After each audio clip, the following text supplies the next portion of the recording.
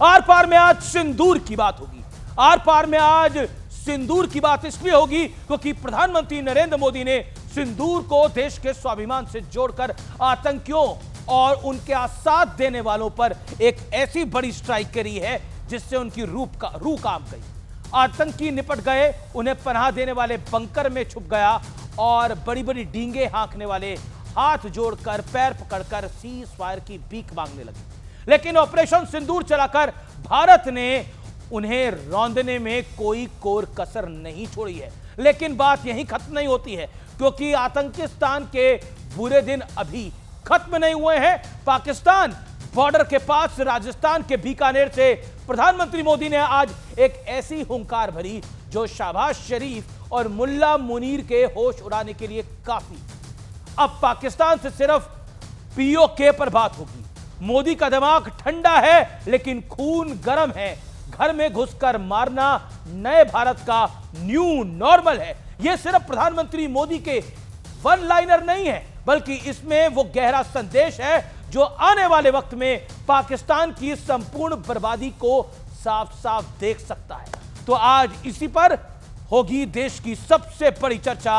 मोदी की सौगंध, दिखाया सिंदूर का दम।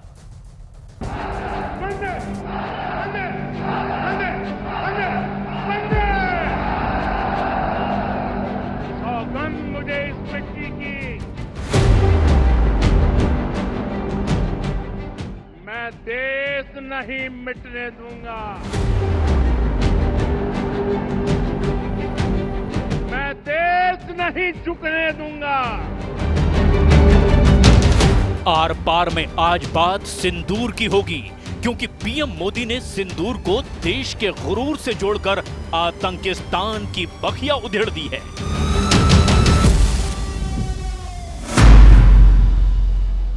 22 अप्रैल को आतंकवादियों ने धर्म पूछकर हमारी बहनों की मांग का सिंदूर उजाड़ दिया था। मोदी की नसों में लहू नहीं, गरम सिंदूर बह रहा है। दुनिया ने और देश के दुश्मनों ने भी देख लिया, जब सिंदूर बारूद बन जाता है तो नतीजा क्या होता है। 22 तारीख के हमले के जवाब में हमने 22 मिनट में आतंकियों के 9 सबसे बड़े ठिकाने तबाह कर दिए। पहले घर में घुसकर किया था वार, अब सीधा सीने पर किया प्रहार है। ये सिर्फ आक्रोश नहीं है, ये समर्थ भारत का रौद्र रूप है। मोदी का दिमाग ठंडा है, ठंडा रहता है, लेकिन मोदी का लहू गर्म होता है। पाकिस्तान ने इस एयरबेस को भी निशाना बनाने की कोशिश की, लेकिन वो इस एयरबेस को रत्ती भर भी नुकसान नहीं पहुंचा पाया। और वहीं यहां से कुछ ही दूर सीमा पार पाकिस्तान का रहीम यार खान एयरबेस है। पता नहीं आगे कब खुलेगा, आईसीयू में पड़ा है। और इसके बाद पीएम मोदी ने आतंकिस्तान को बेहद कड़ा और बड़ा संदेश भी दिया। अगर बात होगी तो सिर्फ पाकिस्तान के कब्जे वाले कश्मीर की, पीओके की।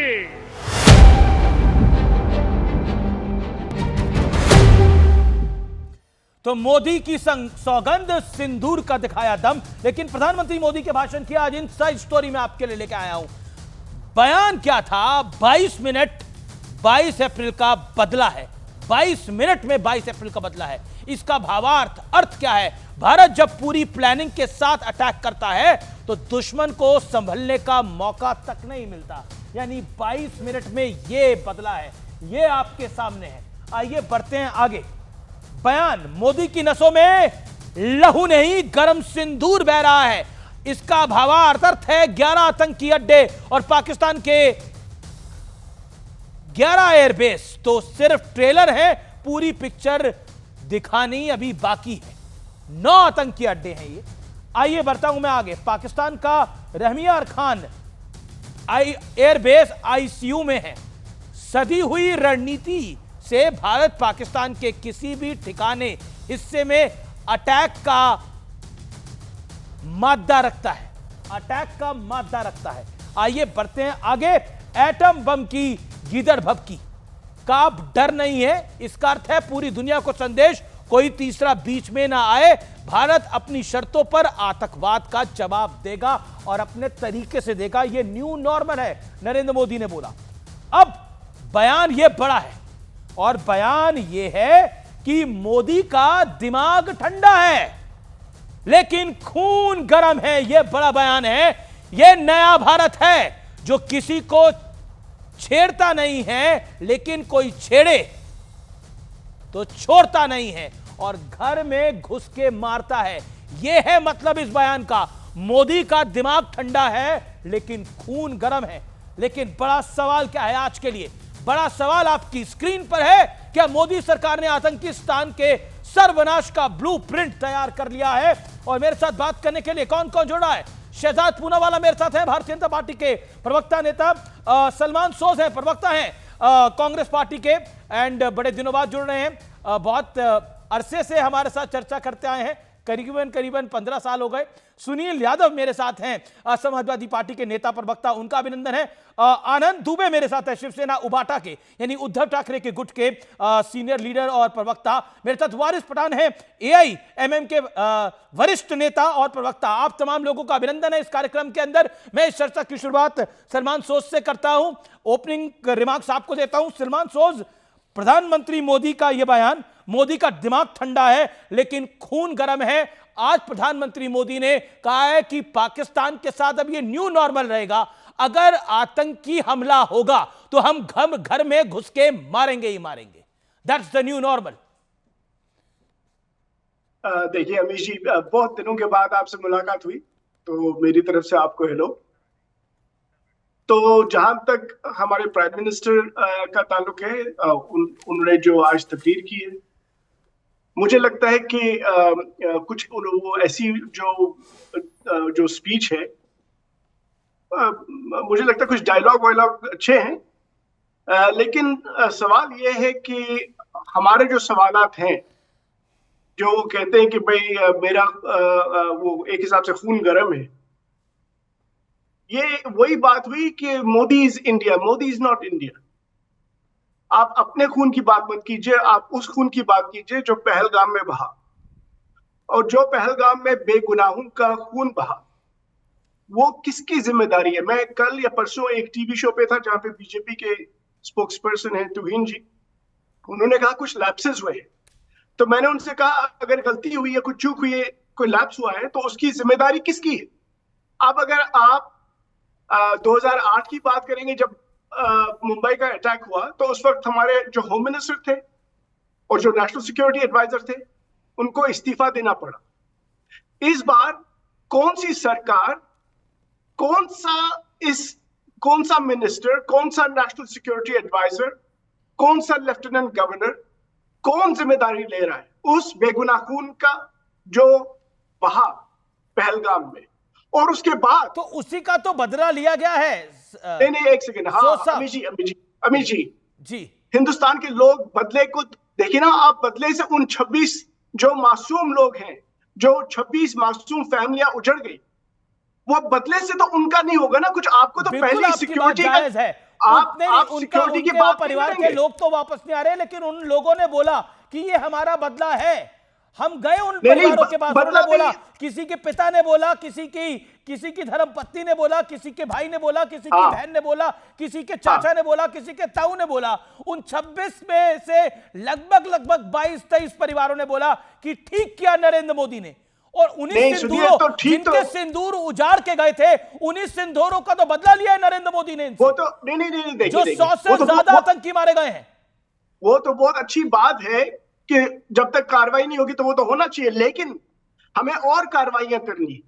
हमें यह देखना है कि ये हमला कैसे हुआ, ये सिक्योरिटी लैप्स कैसे हुआ, किसकी निगरानी में हुआ, उसकी जवाबदेही होनी चाहिए। क्योंकि अगर हम नहीं देंगे, अगर उसकी जवाबदेही नहीं करेंगे तो उसका मतलब है आगे को खतरा बन सकता है। जवाब ले लेते हैं। ओके, ऐसा नहीं करना चाहिए। ओके, शहजाद। अमित जी, ये वाकई अच्छी बात है कि सलमान बड़े दिनों बाद डीसी छोड़कर दिल्ली में भी चर्चा करने लगे हैं, तो ये अच्छी बात है। और देखिए, आज प्रधानमंत्री मोदी वॉशिंगटन डीसी छोड़कर दिल्ली में चर्चा करने लगे, तो मेरे भाई सलमान को मैं फिर से उनका भी स्वागत करना चाहता हूँ। मेरे बड़े भाई है, तो ऐसे कोई पर्सनली बात नहीं है। देखिए, आज शब्दों से तो प्रधानमंत्री गरजे, क्योंकि 1 महीना हुआ है। 22 तारीख को 22 मिनट में किस प्रकार से हमने 9 आतंकी कैंप तबाह कर दिए और 11 मिलिट्री बेस तबाह कर दिए, इसका तो प्रमाण दे दिया है। परंतु शब्दों से नहीं, संदेश भी कितना गहरा था।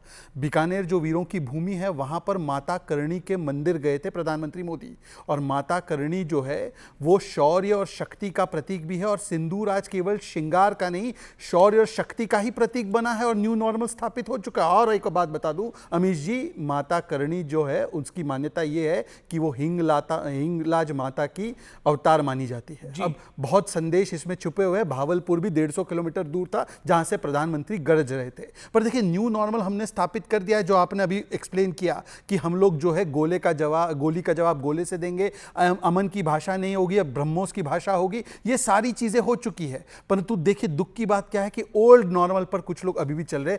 और सलमान सोज जी ने अभी बोला कि देखिए, जिम्मेदार कौन है?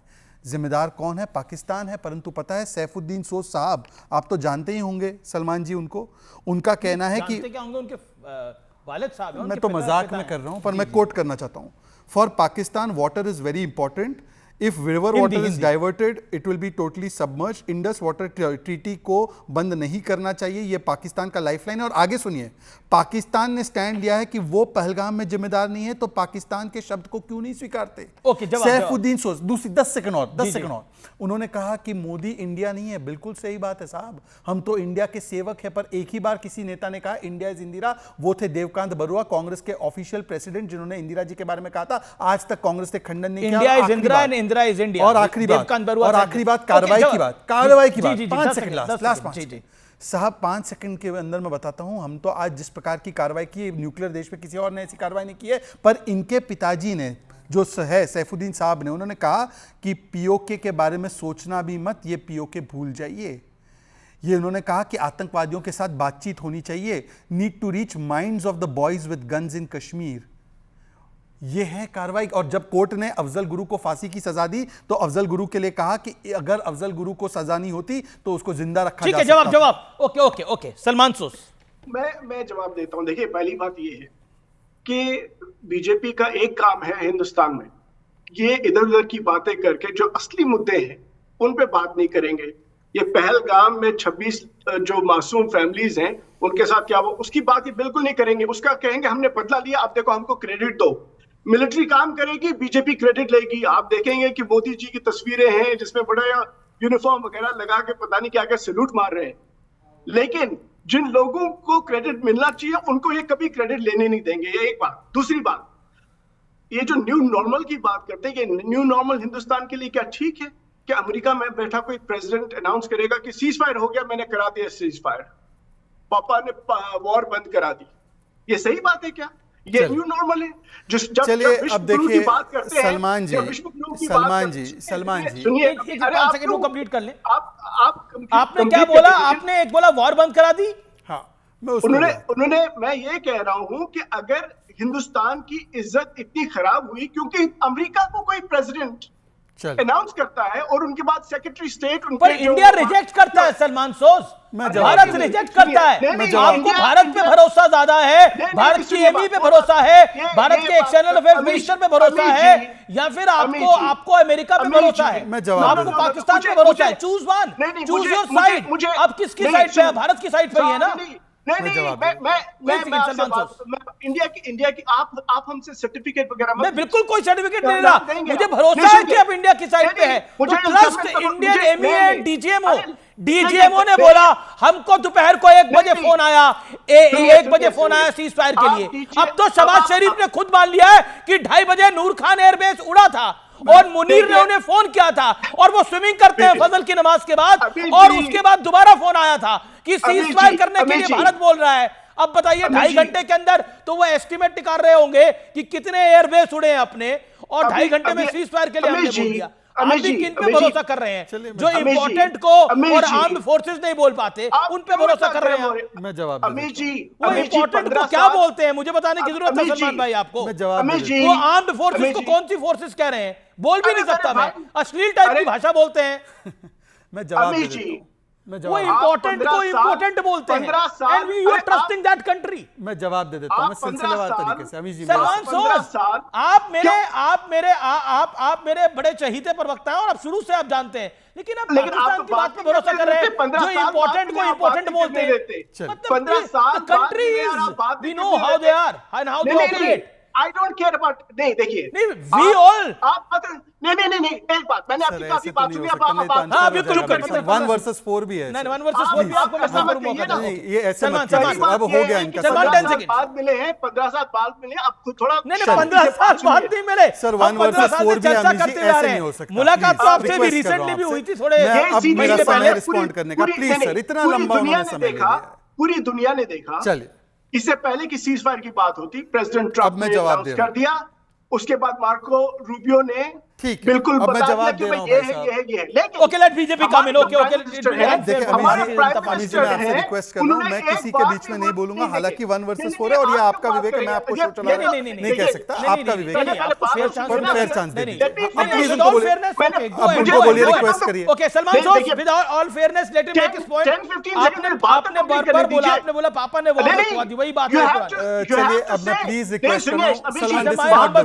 बड़ी खबर भी आ रही है। Okay make your point Shehzad, audio मेरी बात, शहजाद ऑन स्क्रीन। देखिए ऐसा है कि सलमान जी अमेरिका के पापा और कौन से पापा की बात करने लगे। उनके पापा का मैंने सवाल पूछा तो अपने पापा का तो बताया नहीं।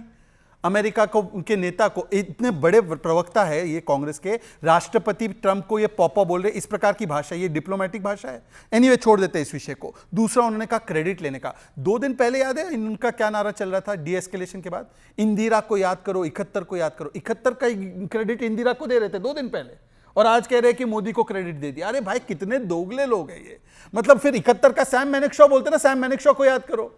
तीसरी बात मैं पूछना चाहता हूं, अब उन्होंने कहा कि देखिए सेना ने तो दमखम दिखाया। अच्छी बात है कि सलमान सोज ने एक प्रकार से खड़गे जी को तो जो है साइडलाइन कर दिया, क्योंकि खड़गे जी ने क्या बोला था अमीश जी कि गोल्डन टेंपल पर मिसाइल दागना चुटपुट थी। गुलाम मीर इनके अच्छे मित्र हैं, इनके पिताजी के तो और भी अच्छे मित्र हैं। गुलाम मीर ने क्या बोला? थोड़ी सी एक्टिविटी हुई। और विजय वड़त्तीवार ने क्या बोला? 15,000 के ड्रोन पे 15 लाख का मिसाइल छोड़ दिया।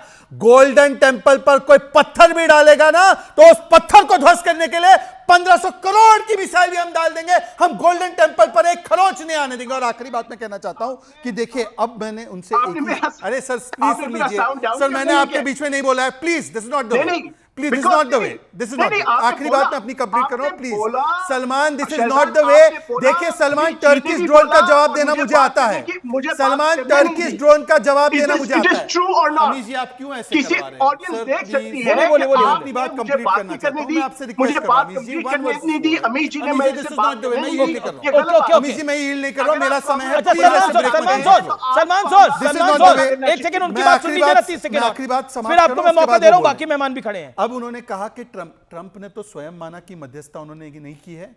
उसके अलावा थरूर की बात मान लो, डीजीएमओ की नहीं माननी है तो, और थरूर की नहीं माननी है तो सलमान खुर्शीद की मान लो।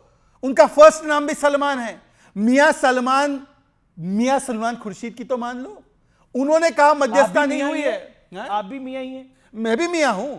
मियां कोई गलत चीज नहीं है, पर मैं कह रहा हूं कि चलिए थरूर की नहीं, डीजीएमओ की नहीं, एमईए की नहीं, ट्रंप की खुद की नहीं, तो कम से कम मियां सलमान खुर्शीद की मान लो, जिन्होंने साफ साफ कहा कि हमने मध्यस्थता नहीं की है। हमारी मध्यस्थता नहीं हुई है। गोल्डन टेम्पल पर आप नोट करके रखिए, गोल्डन टेम्पल निशाना था, स्वर्ण मंदिर हमारा निशाना था, और स्वर्ण मंदिर वो मंदिर है जो भारत के शौर्य का प्रतीक है, और स्वर्ण मंदिर को निशाना साधने की कोशिश की गई, वहां पाकिस्तान ने मिसाइलें दागी, लेकिन भारतीय सेना ने उन मिसाइलों को, उन ड्रोनों को निस्तेनाबूद कर दिया। और सुखबीर सिंह बादल ने बकायदा कहा कि पंजाब को भारतीय सेना ने बचाया, क्योंकि भारतीय सेना का वो कर्तव्य था। बड़ी बात यह है, और यही सबसे बड़ी बात है, पंजाब का गोल्डन टेम्पल निशाना था। सोचिए कितनी घिनौनी सोच होगी। ओके, मैं रुक करता हूं वारिस पठान का। एक सेकंड सलमान जी, आपने मुझे कहा था आप मुझे मौका देंगे। अरे मौका तो अभी तक आनंद दुबे, वारिस पठान और सुनील यादव को नहीं मिला है, लेकिन आपको सबसे ज्यादा मौका मिला है, वो भी आपकी के अलायंस पार्टनर्स हैं। कंप्लीट नहीं करनी थी ना बात, आप बात कंप्लीट नहीं करने देते। अच्छा ठीक है, बोलिए सर, आप बोलिए, 30 सेकंड बोलिए सलमान सोस। आपने अपनी भी पूरी बात बता दी,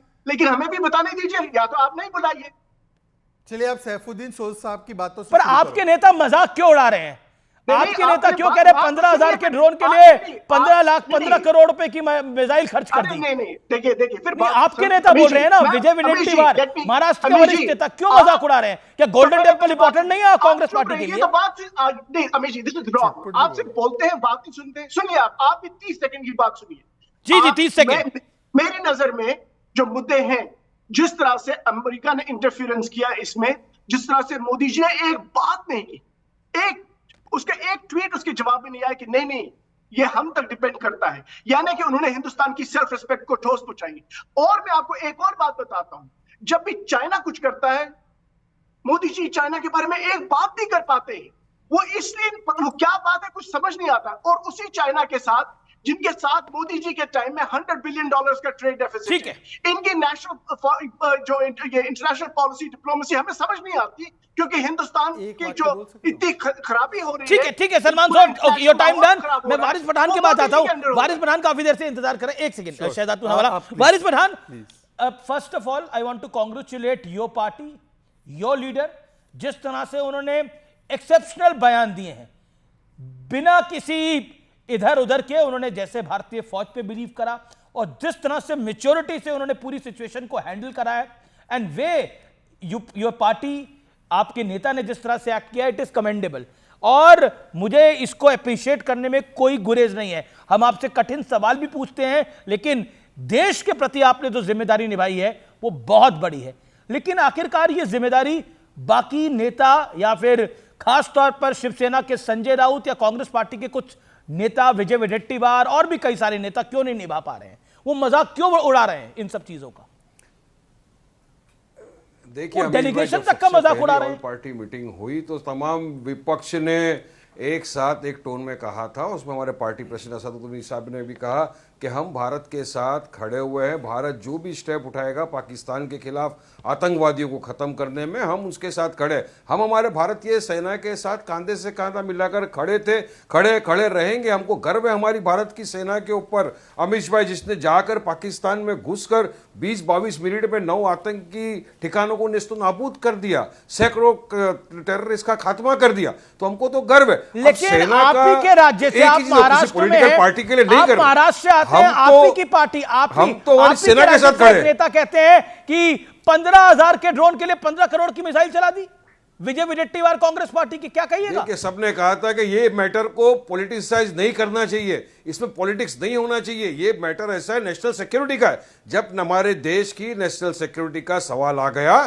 तो भारत की 140 करोड़ की जनता एक प्लेटफॉर्म पे एक साथ खड़ी है। अब इस तरह के बयानबाजी हो रही है, ये गलत नहीं होना चाहिए, क्योंकि मध्य प्रदेश के अंदर भी जो इनके एमपी थे, उसने कितनी भद्दी अल्फाज इस्तेमाल किया। अमीश भाई, आपके शो पे बोल भी नहीं सकता। हमारी भारत की बेटी कर्नल सुफिया कुरैशी के बारे में कितने आपत्तिजनक अल्फाज उसने इस्तेमाल किए, कि कहा कि उन्होंने आतंकवादियों की बहन है। हाई कोर्ट ने, मध्य प्रदेश की हाई कोर्ट ने सुओ मोटो कॉग्नाइजेंस लिया, एफआईआर दर्ज कराया। बहरहाल सुप्रीम कोर्ट के अंदर अभी मैटर पेंडिंग है, उनकी माफी को सुप्रीम कोर्ट ने एक्सेप्ट नहीं किया।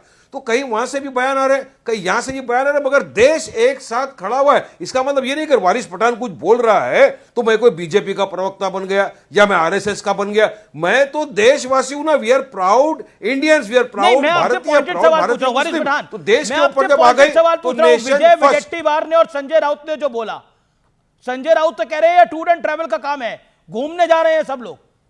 असद ओवैसी साहब घूमने गए हैं।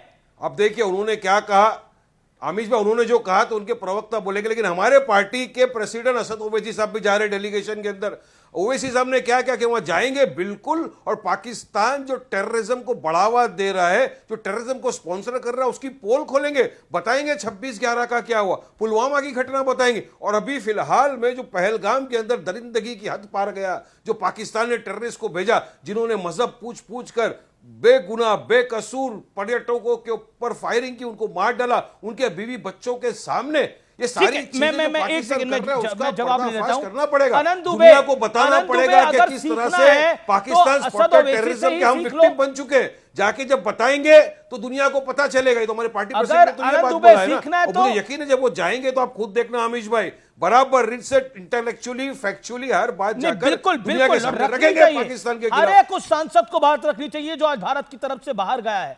लेकिन आनंद दुबे, अगर आपको सीखना है, मोदी से नहीं सीखना मत सीखिए, आपको बीजेपी से नहीं सीखना मत सीखिए, असद ओवैसी से ही सीख लीजिए। आप संजय राउत तो डेली सुबह आते हैं मजाक उड़ाने के लिए। अमीश भाई नमस्ते, वंदे मातरम, जय हिंद, भारत माता की जय। भारत माता की अमीश भाई, हम सबसे सीखते हैं, छोटे बालक से भी सीखते हैं, वरिष्ठ से वरिष्ठ अभिभावक से भी सीखते हैं, अध्यापक से भी सीखते हैं, और सीखते रहना चाहिए। आज न तो बात करिए भाजपा की, न तो कांग्रेस की, आज बात करिए मेरे देश की। आज 22 तारीख है, 1 महीना बीत गया। हमारी मासूम बहनों के सुहाग को जिस प्रकार आतंकवादियों ने उजाड़ा है, हमारा बदला तो स्टार्ट हुआ है, बदला अभी ख़त्म नहीं हुआ है। ये बदला उस दिन पूरा होगा जब वो 4-5 आतंकवादी जिन्होंने ये हमारी बहनों के सिंदूर को उजाड़ा है, जब तक उनकी हत्या हमारी सेना नहीं कर देगी, जब तक उनको मार नहीं गिराएगी, ये बदला पूरा नहीं होगा। हमारी सेना खोज रही है, रात दिन ढूंढ रही है, आकाश से लेकर पाताल तक कहीं छुप नहीं पाएंगे वो। हमें गर्व है, हमें गर्व है अपनी सेना पे। ढूंढेंगे, मारेंगे, सेना पे घर में गर्व है, घुस के ये मारेंगे। डेली आप आते पहले हैं, भी मारा है, डेली आप मेरे अब भी मार कार्यक्रम रहे में हैं और आते हैं आगे भी आनंद भाई। मारेंगे। आप बोलते हैं सेना पे हमें गर्व है, संजय राउत सुबह सुबह अपना कसीदा पढ़ना शुरू कर देते हैं। संजय राउत को तकलीफ क्या है? वो कहते हैं ये टूर एंड ट्रैवल है, वो कभी वो कहते हैं घूमने जा रहे हैं, इसका कोई मतलब नहीं है। संजय राउत की प्रॉब्लम क्या है? आप एक बहुत बड़े वरिष्ठ पत्रकार हैं अमीश भाई। आप ये सोचिए ना कि हमारी बहन प्रियंका चतुर्वेदी जी डेलीगेशन में जा रही हैं, दुनिया के सामने जाकर कैसे पाकिस्तान को एक्सपोज करना है वो करेंगी, कैसे नहीं, प्रियंका चतुर्वेदी जा रही है, हमें पता है वो पाकिस्तान को एक्सपोज करेंगी, मुझे पता है, हमें प्रियंका जी पे भरोसा है। मैं संजय राउत के बारे में पूछ रहा हूं, मैं आपसे सवाल संजय राउत के बारे में पूछ रहा हूं। कभी आप भारतीय सेना के पास आ जाते हैं, कभी आप कह देते हैं पाकिस्तान के आतंकियों को हम मार गिराएंगे। ये संजय राउत किसको मार रहे हैं, किसको गिरा रहे हैं? भाई ये सवाल जो आपके सवालों के तोप के मुंह सिर्फ आनंद दुबे की तरफ क्यों होते हैं? कभी शहजाद भाई के मुंह की तरफ वो तोप क्यों नहीं जाते कि ये जगदीश देवड़ा और ये विजय शाह जैसे लोग क्यों ऐसी बयान? अरे जगदीश देवड़ा पर और विजय शाह पर छोटी मोटी नहीं, 5 घंटे की प्रोग्रामिंग करी है न्यूज 18 ने, आपकी जानकारी में नहीं है इसलिए आप बोल रहे हैं। 5 घंटे प्रोग्रामिंग करी है और उनको डिफेंड नहीं कर रहा शहजादपुरा वाला। अगर डिफेंड शहजादपुरा वाला भी करेगा तो उससे भी जवाब लिया जाएगा। लेकिन वारिस पठान, संजय राउत के ऊपर सीधा स्टेटमेंट आपका, क्या संजय राउत देश को मलाइन करने का कोशिश कर रहे हैं? क्योंकि वो हेडलाइंस में है पाकिस्तान में हर तरफ। सीधा सवाल है और सीधा जवाब चाहूंगा वारिस पठान। देखिए, मैं तो सीधा जवाब दूंगा कि मेरे हिसाब से इस वक्त 140 करोड़ देश की जनता एक साथ हमारे सेना के साथ कांधे से कांधा मिलाकर खड़ी है। सब सैल्यूट कर रहे हैं हमारी सेना की बहादुरी का कि जिन्होंने आतंकवादी के गढ़ में घुस के उनका खात्मा किया, और जो बचे कुछ है उसका भी बहुत जल्दी से खात्मा हो जाएगा।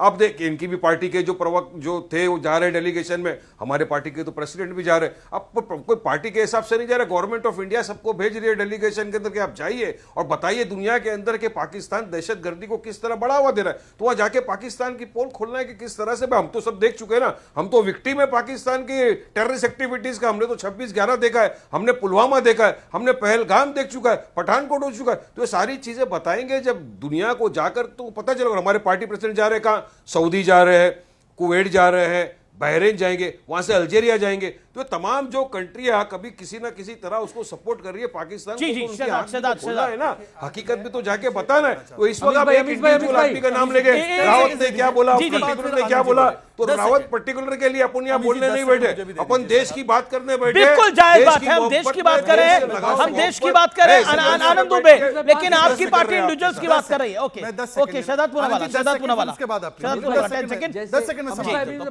पाँच सेकंड मैं आपको मौका दे रहा हूं आनंद दुबे, मौका दूंगा आपको। 10 सेकंड, 5 सेकंड। अमित जी, ऐसा नहीं अमित जी। देखिए, वारिस भाई ने दो बहुत महत्वपूर्ण बातें की जिसके लिए मैं उनको एक प्रकार से वेलकम भी करना चाहता हूं। उन्होंने कहा मजहब देखकर मारा गया और प्राउड ऑफ आवर सेना। पर साहब, आपको पता है ये दोनों बातों पर किसने सवाल उठाया? हमारे ही स्टेट, क्योंकि वारिस और मैं दोनों एक ही स्टेट से हैं, विजय वड़त्तीवार ने एक नहीं सर, एक नहीं, उन्होंने सिर्फ सेना के शौर्य पे नहीं, 2 हफ्ते पहले उनका बयान था कि आतंकियों के पास टाइम नहीं था मारने के पहले देखने के लिए। और उसके अलावा खड़गे जी ने चुटपुट बोला, उसके अलावा मंजूनाथ ने बोला कि ऑपरेशन सिंदूर जो है वो शो ऑफ था। अब मैं सलमान सोज से पूछना चाहता हूं कि सलमान सोज, देखिए वारिस पठान तो मान रहे प्राउड ऑफ सेना है, आप बताइए कि खड़गे जी छुटपुट क्यों बोल रहे हैं? आप बताइए विजय वड़त्तीवार के हिसाब तोला क्यों कर रहे हैं कि कितना हमने दागा कितना हमने नहीं दागा? आप चाइनीज गुड्स के मैन्युफैक्चरर और चाइनीज गुड्स के आर्म्स डीलर की तरह क्यों पेश आ रहे हैं? और लास्ट जो यहाँ पे उद्धव सेना के व्यक्ति हैं, उन्होंने कहा हम सबसे सीखते हैं। संजय राउत 12 साल से कम सीखेंगे। संजय राउत 12 साल से सीखे, ये बारात और टूर एंड ट्रैवल नहीं था। आनंद दुबे, देन सुनील यादव एंड सलमान सोज। मैं बिल्कुल आपको वारिस पठान मौका दे रहा हूं। आनंद दुबे का एक पॉइंट है, आनंद दुबे 30 सेकंड आनंद दुबे। मैं 10 सेकंड में मेरी बात कंप्लीट कर देता हूं। शहजाद पूनावाला की बात के ऊपर मैं जवाब दूंगा। शहजाद पूनावाला के साथ 10 सेकंड आनंद भाई, 1 मिनट, अरे 10 सेकंड में मेरी बात कंप्लीट कर दूंगा आनंद भाई। 10 सेकंड अभी, हाँ बोलिए वारिस। मेरा नाम लिया है, जरा मुझे जवाब दे देने दीजिए। आपसे थोड़ी सवाल मेरा शहजाद पूनावाला से 10 साल में 10 बार लफड़े हो चुके हैं। हमारा आइडियोलॉजिकल डिफरेंसेस है और ये खुद अच्छी भी बात है, डेमोक्रेसी के अंदर एग्री टू डिसएग्री होना भी चाहिए। मगर जहां देश की बात आ गई तो वहां किसी में सवाल खड़ा ही नहीं हो सकता। सारे भारतीय एक साथ एक प्लेटफॉर्म पे खड़े हमारी सेना के साथ। ना अच्छा, ये किस को जानना है कि हमारा कितना नुकसान हुआ? क्योंकि राहुल गांधी ये जानना चाह रहे हैं। वारिस पठान, आपको जानना है हमारा कितना नुकसान हुआ? आपको जानना है? पूछ रहे हैं भारतीय सेना से। हम तो वो बात करेंगे जो डीजीएमओ ने बोला। देखिए सर, मुझे मेरी भारत की सेना के ऊपर बहुत भरोसा है, बहुत गर्व है, बहुत फख्र है, और जो उन्होंने स्टेटमेंट दिया है वो आपको okay, that's a well established. विपक्ष का काम है सवाल करना। विपक्ष का काम है सवाल करना। अगर विपक्ष सवाल भी नहीं करेगी तो डेमोक्रेसी का क्या होगा? अगर विपक्ष सवाल भी नहीं करेगी तो डेमोक्रेसी का क्या होगा? बताइए मुझे। विपक्ष अपना काम कर रहा है सवाल करने का। Special guest on one side, Sunil Yadav, क्या आपको लगता है, सुनील यादव, क्या आपको लगता है कि आपको भी असद ओवैसी से सीखने की जरूरत है? किस तरह से, मैं आपके एक और अमीर जमई को लेकर अब बीजेपी सवाल खड़ा कर रही है, वो पाकिस्तान को कह रहे पाकिस्तान का एज है इस पूरे सिचुएशन के अंदर। क्यों किस लिए? आप लोग क्या सुनकर मानेंगे? क्यों नहीं मान रहे आप लोग? असद ओवैसी से ही सीख लीजिए। नहीं मान रहे हैं क्या? नहीं, हमको किसी से सीखने की जरूरत नहीं है। सीखे वो जो जानकार ना हो, सीखे वो जो समझदार ना हो, वो लोग सीखे जिसके अंदर देशभक्ति ना हो। मुझे लगता है कि इस देश में जो लोग भी हैं, सत्ता में हो, विपक्ष में हो, आम आदमी है, सब लोगों के अंदर देशभक्ति है और पूरा देश की सेना के साथ खड़ा था और पूरे देश को भरोसा था कि हमारी सेना घुस करके मार रही है और हमारी सेना में ही वो क्षमता है कि वो पाकिस्तान का नक्शा बदल देगी। मोदी जी ने अगर घुटने नहीं टेक दिए होते तो हमारी देश की सेना ने पाकिस्तान का नक्शा बदल दिया होता, नक्शा बदल गया होता।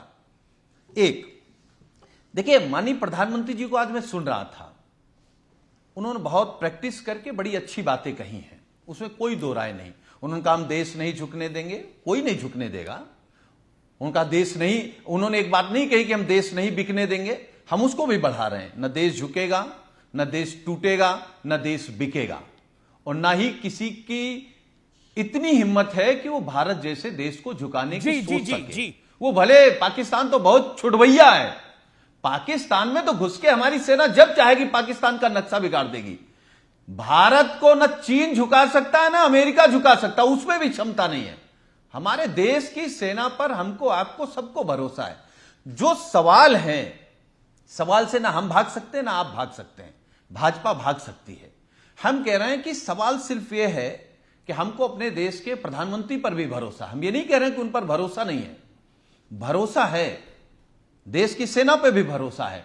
लेकिन जिस पर भरोसा उसी से पूछेंगे, पुलवामा आतंकवाद हुआ, जवाब इतना बड़ी संख्या में आरडीएक्स आया, आप क्यों नहीं जान पाए? ये सवाल तो पिछले फिर ये आतंकवादी घटना होने के बाद सुन लीजिए, अरे सुन लीजिए, पहले सुन लीजिए। बोलिए अरे अभी आपने काफी बोला है और आपने कटु शब्द बोले, भाई पहले सुन तो लो, 30 सेकंड बोल रहे, फिर आप बोल लीजिएगा। सुनील यादव, फिर आप बोल लीजिएगा। ओके अमीश जी क्या बात कर रहे हैं? अरे सवाल नहीं लेके क्या बोलेंगे? अमीश जी आपको अच्छा 30 सेकंड बोलिए आपसे ज्यादा। फिर तो वही बात है अमीश भाई, आप बोलने नहीं दे रहे, ये बोलिए तरीका नहीं हो 30 सकता। सेकंड 30 सेकंड सुनील यादव अमीश जी, जब इन्होंने बोला कि प्रधानमंत्री ने घुटने टेक दिए हैं, तब मैं ये तस्वीर इसलिए दिखा रहा था क्योंकि दर्शक देखे, कैमरा पर्सन प्लीज थोड़ा जूम कीजिए, कि 26/11 के बाद पाकिस्तान को क्लीन चिट देने के लिए अबू आजमी से लेकर दिग्विजय सिंह लगे थे कि हिंदुत्व टेरर था वो, और आज जिस प्रकार का रिस्पांस ऑपरेशन सिंदूर से दिया गया, इसी से पता चलता है। 26/11 के बाद फली मेजर ने बोला था टेररिस्ट कैंप पे हमला करो, सरकार का आपको समर्थन था, आपने सरकार को समर्थन दे रखा था,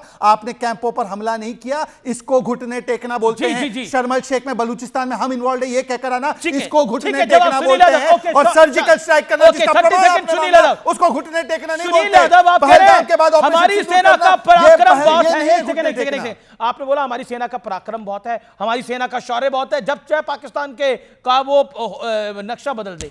सही कहा आपने, हमारी सेना का पराक्रम बहुत है, शौर्य बहुत है, लेकिन नेता का भी शौर्य और पराक्रम चाहिए। 26/11 के बाद आपकी समर्थित सरकार थी, कितना शौर्य और पराक्रम था देश ने देखा है। वो कांग्रेस की सरकार थी, सपा का समर्थन था, मुझे अच्छी तरह से याद है, और कितना पराक्रम और शौर्य था वो हम सब ने देखा है। वो कैसे डोजियर भेजती थी सरकार और अमेरिका जाके रोते थे, हम सब ने देखा है। वो देखिए अमीश भाई, आपकी मैं तारीफ करूंगा, आप बीजेपी के सबसे बेहतर प्रवक्ता साबित हो सकते हैं, क्योंकि आपकी जिम्मेदारी सबसे सवाल पूछने की, जवाब देने की नहीं। सर, ये मीडिया के ऊपर हमला नहीं कर रहे, बीच में मत बोलिए। अरे देश का प्रवक्ता अगर इनको भाजपा का प्रवक्ता लगता है तो रखे। हमने देश की बात करी, 26/11 देश पे हमला था, प्रधानमंत्री घुटने भाजपा पे हमला नहीं था, और आपको लगता है कि कोई जवाब नहीं देश पे हमला था, भाजपा पे हमला नहीं था। 26/11 के बाद देश पे आतंकी हमला था, भाजपा पे नहीं था ये। और फैक्ट बताना, आपको पता नहीं क्यों भाजपा लगता है, रात को भी सबके भाजपा के आते हैं क्या घर पे? सुनिए, जवाब सुनिए, पहले सुनिए, सुन रहा हूं मैं, पहले सुनिए। आप देश, बीजेपी के नेता अगर अमेरिका के सामने घुटने टेक देंगे तो उससे अपमानित देश भी होता है और देश की सेना भी होती है। अच्छा। यही प्रधानमंत्री जी अगर सीज फायर नहीं मानते ट्रंप की बात, तो आज पाकिस्तान कहां होता? आप आज आपको डेलीगेशन भेजने की जरूरत नहीं पड़ती, पूरा दुनिया जान जाता कि पाकिस्तान का नक्शा बदल दिया है देश की सेना ने। जब पूरा देश आपके साथ खड़ा था, सेना आपकी मान रही थी, सेना घुस करके मार रही थी, आपको सरेंडर करने की क्या जरूरत थी? और जब आपने सरेंडर कर दिया तो आप भाषण से, आप ठीक है, जवाब सुन, अपने चीजें बराबर कर रहे हैं। 20 सेकंड शहजाद पूनावाला जवाब। भाषणों से नहीं बराबर होगा, वो कह रहे भाषणों से कुछ नहीं होगा। राहुल गांधी ने भी ट्वीट करा है, बड़ी खबर बता रहा हूं, राहुल गांधी ने भी अभी कुछ देर पहले एक बड़ा ट्वीट करा है और प्रधानमंत्री मोदी को कहा है कि आप खोखले भाषण बंद करिए, और आपने भारत के सम्मान के साथ समझौता किया है। सेना का अपमान वो होता है जब कारगिल विजय दिवस 2004 से 9 तक सेलिब्रेट नहीं किया जाता है, उसको कहा जाता है ये बीजेपी का युद्ध है। सेना का अपमान तब होता है जब सड़क का गुंडा आर्मी चीफ को बोला जाता है इन लोगों ने समर्थन दे रखा था। सेना का अपमान वो होता है जब सर्जिकल स्ट्राइक पर समाजवादी पार्टी के नेता प्रूफ मांगते हैं, बालाकोट एयरस्ट्राइक पर प्रूफ मांगते हैं और पुलवामा वोट के लिए हुआ। ये राम गोपाल यादव जी का ऑफिशियल बयान है और लाल बिहारी यादव ने बोला है कि पहलगाम पॉलिटिकल ढंग से करवाया गया, पाकिस्तान को क्लीन चिट देने वाले अब पाकिस्तान की बात कर रहे हैं। तो मैं पूछना चाहता हूं, देखिए मैंने बीच में नहीं बोला साजिद जी, आज आप बहुत डिस्टर्ब कर रहे हैं, आज आप बहुत डिस्टर्ब कर रहे हैं। 1 वर्सेस 4 का पैनल है, फिर भी आपने अमीश को जिस प्रकार की बातें बोली, बेहद गलत है, ये बेहद निंदनीय और आपसे अपेक्षित नहीं था। आपके छुटपुट प्रवक्ता आते हैं, वो उनसे तो अपेक्षित है, आप जैसे व्यक्ति से अपेक्षित नहीं था। मुझे अपनी बात पूरी करनी है, इस प्रकार से डिबेट नहीं होगी। नहीं Amish, this is not fair. Amish ji, this is not fair. मैं अपनी बात जी सुनिए, गिव हिम 10 सेकंड करूंगा। मैंने उनकी बात पूरी सुनी है, उन्होंने घुटने टेक दिए, प्रधानमंत्री ने कहा आपका झूठ देश नहीं सुनेगा। ठीक है, देश आपका झूठ दिस इज नहीं नॉट सुनेगा। फेयर। ठीक है, आप कह रहे हैं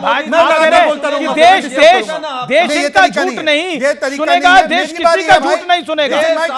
okay, make your point. Okay, Shehzad 10 second. देश को झुकाने का और बेचने का क्या तरीका होता है, मैं आपको उदाहरण देता हूं। 1974 में पहली बार हमारे पास न्यूक्लियर पावर आया, इंदिरा जी ने पाकिस्तान को ऑफर कर दिया। यह होता है देश को झुकाना और बेचना। क्यों किया इंदिरा गांधी ने ऑफर, और 2013 के अखबारों में छपा है। आज की बात नहीं है, वरना कहेंगे कि आज की बात है। यह बहुत अमेरिका में विश्वास रखते हैं ना, विदेशी में, तो बोलिए विकीलीक्स केबल में छपा हुआ है, 2013 का बयान है। इंदिरा गांधी ने हमारा न्यूक्लियर टेक्नोलॉजी पाकिस्तान को ऑफर किया था और पार्लियामेंट में बयान दिया था कि I have offered it to Pakistan. Salman सोच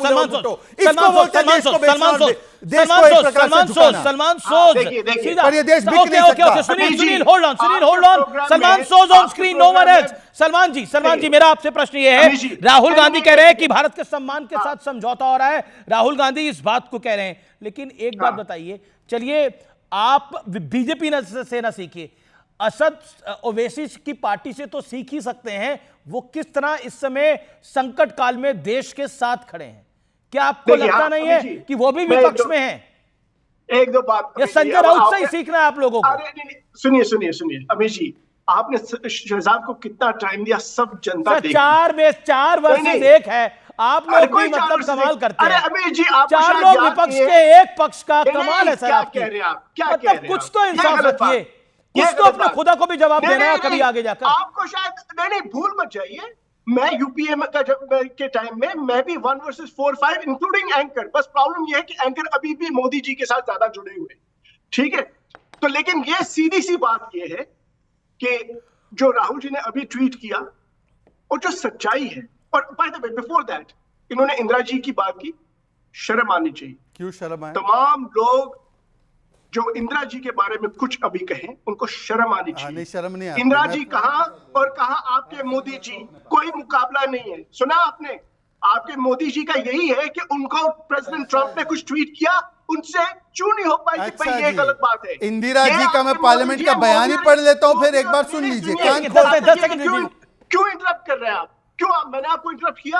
अरे अभी तो बोल रहे थे कि नहीं, सेना को क्रेडिट देना चाहिए, अब इंदिरा का क्रेडिट लेने आ गए। नहीं, अब आप क्यों इंटरप्ट कर रहे हैं? क्योंकि आप बोलिए ना, बोलिए। अब सैफुद्दीन सोलजी पे भी बोलिए। ये बीजेपी की टेक्निक है, खासतौर से शहजाद पूनावाला की। मेरी टेक्निक है ड्रोन का, हम ड्रोन को स्वीकारना नहीं है, ड्रोन को उड़ाना है। ये देखिए, मेरी टेक्निक है ड्रोन उड़ाना है।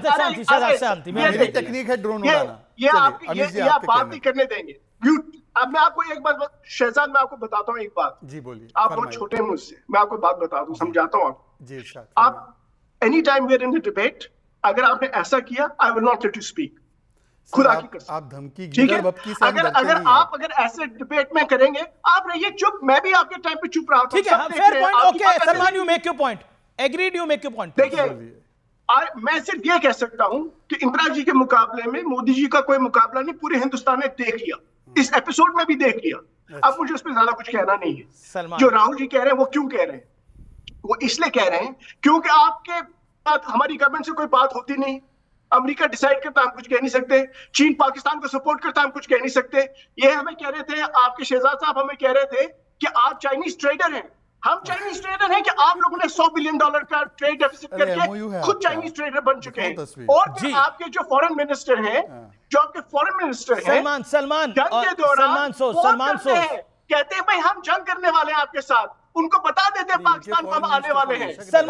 सलमान देखिए, ये अब लगातार बोल रहे हैं, अब एक सेकंड, अब ये अनफेयर हो जाएगा। सलमान, आपने बोला कि इंदिरा जी और मोदी जी का कोई मुकाबला नहीं है, दो इंडिविजुअल्स का, चलिए कोई मुकाबला नहीं करते, लेकिन इंदिरा जी तो अब है नहीं ना, इंदिरा जी वाली कांग्रेस है। एक सेकंड, तो क्यों बात करते हैं इंदिरा जी के बारे में? एक सेकंड सुन तो लीजिए, आप बात, मेरा पॉइंट सुन लीजिए, फिर आप बोल लीजिएगा।